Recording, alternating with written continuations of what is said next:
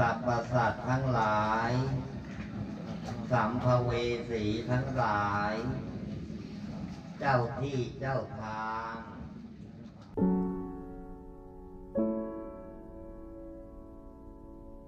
What would you like to do if money were no object? How would you really enjoy spending your life? Well, it's so amazing. As a result of our kind of educational system, crowds of students say, well, we'd like to be painters, we'd like to be poets, we'd like to be writers, but as everybody knows, you can't earn any money that way. Or another person says, well, I'd like to live an out-of-doors life and ride horses. I say, do you want to teach in a riding school? Let's go through with it. What do you want to do? When we finally got down to something which the individual says he really wants to do, I will say to him, you do that. And forget the money. Because if you say that getting the money is the most important thing, you will spend your life completely wasting your time. You'll be doing things you don't like doing in order to go on living, that is, to go on doing things you don't like doing, which is stupid.